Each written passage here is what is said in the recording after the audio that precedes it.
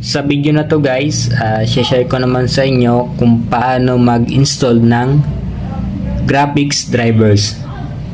Kung ang inyong pong unit ay may video card or GPU, so kailangan po nating i-install yung display adapters or graphics. So ito guys, panoorin nyo kung paano mag-install ng graphics. So dito guys sa computer na to, meron po tong graphics na HD Graphics 530. So check natin guys. So pupunta tayo ng device manager.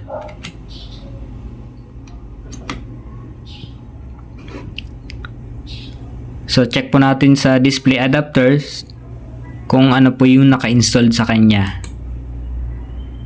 So yun guys, makikita nyo dyan guys, Microsoft Basic Display Adapter.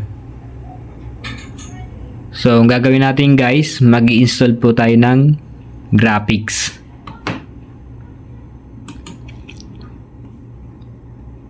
First step guys na gagawin natin, so kailangan natin ng driver hub. Pupunta tayo ng Chrome.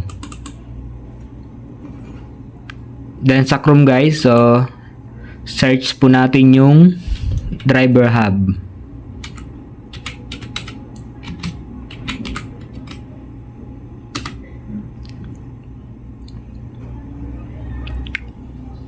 So yun guys, dito po, so select po natin tong driver hub automatically download drivers for Windows.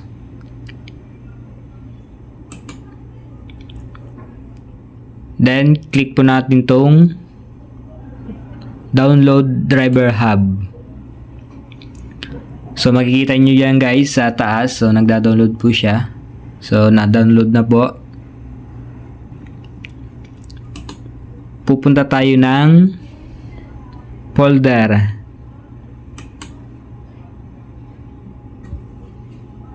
Then download.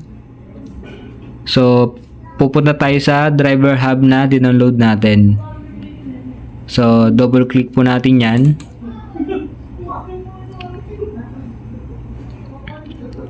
Then select po natin yung ito po, custom installation. Then click po natin yung yes. Then click po natin yung install. Diyan guys, wait po natin matapos yung 100%. Click po natin yung continue. Then decline lang po natin.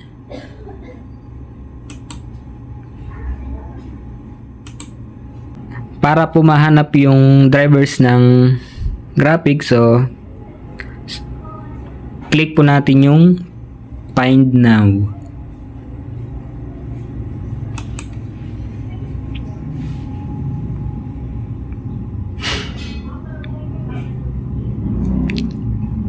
So uncheck po natin lahat.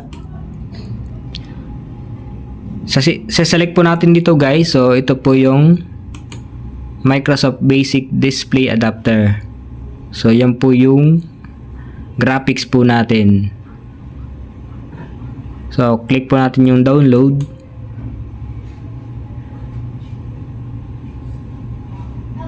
Click po yung agree. So dito guys, magda-download po siya. Guys, after po ng 100%, select po natin or i-click natin yung installed. Then continue.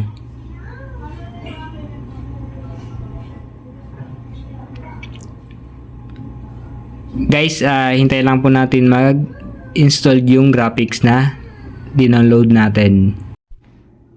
So ayun guys, ready, installed na po siya. So na-install na po yung drivers po natin ng graphics. Ngayon, check po natin kung na-install nga ba yung graphics na dinownload. So, punta ulit po tayo ng device manager.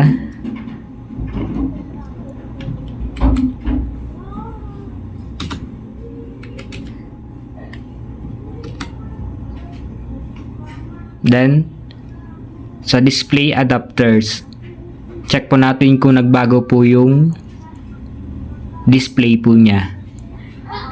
So, dapat ang lalabas po dito ay HD Graphics 530. So, click po natin to. So, yun guys, nakita nyo po kanina. So, kanina naka-basic adapters lang po siya. Ngayon po ay Intel HD Graphics 530 na po. So, ganun lang po yung pag-install ng drivers po ng graphics.